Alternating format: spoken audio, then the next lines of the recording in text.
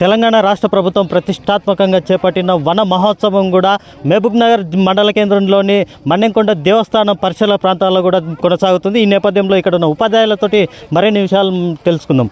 Sir నమస్తే. ఈ వన మహోత్సవం ఎలా కొనసాగుతుంది? ఈ తెలంగాణ రాష్ట్ర ప్రభుత్వం కూడా ఎంతో గొప్పగా కూడా ఇస్తుంది. గత ప్రభుత్వం ఈ ప్రభుత్వంలో ఎట్లా అనిపిస్తుంది?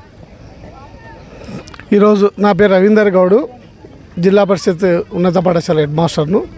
ఈ వజ్రోత్సవ మహోత్సవ సందర్భంగా జిల్లా అధికార యంత్రాంగము, గౌరవ శాసనసభ్యులందరూ కూడా ఇక్కడ మన్నెంకొండ గుట్ట దగ్గర మొక్కల నాట కార్యక్రమం చేపట్టిండ్రు. ఆ కార్యక్రమంలో నాతో పాటు మా ఉపాధ్యాయులు, మా విద్యార్థులు పాల్గొన్నాము. నిజానికి గత ప్రభుత్వం హరితహార కార్యక్రమం ద్వారా మొక్కలు పెంచే కార్యక్రమం చేపట్టింది.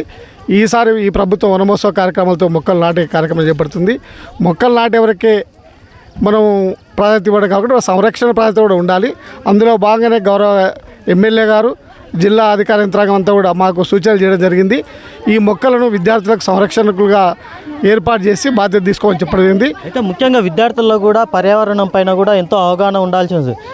ఈ సందర్భంగా వాళ్ళకి ఎలాంటి అవగాహన కల్పిస్తామని మేము నెలలో 4 శనివారాలు ఉంటే ఒక్క శనివారం మా సెకండ్ సాటర్డే, మిగతా 3 శనివారాల పిల్లలకు చదువు ఉండదు కనుక ఆ సందర్భంగా మొత్తం సమాజం పట్ల పిల్లలకు అవగాహన కల్పిస్తున్నాం. ఈ అంటే సమాజంలో ఈ అంతరించిపోతున్నటువంటి ప్రకృతి సౌకర్యాలు, ప్రకృతి సంపద అవుతుందో దానివల్ల మనకు చాలా నష్టాలు జరుగుతున్నాయి. మొక్కలు కాపాడుకోవాల్సిన బాధ్యత మనందరి మీద చాలా ఉంది. ఆ బాధ్యత మా చిన్నారి విద్యార్థి మహేశ్వరి మీకు స్పష్టంగా తెలియజేది. ఒకవేళ మొక్కలు లేకపోతే మానవ జాతి ఏ రకంగా కష్టాలు ఎదుర్కొంటుందో చెప్పడం జరిగింది. అదే మా పాఠశాల విద్యార్థుల యొక్క సామాజిక బాధ్యతకు నిదర్శనం.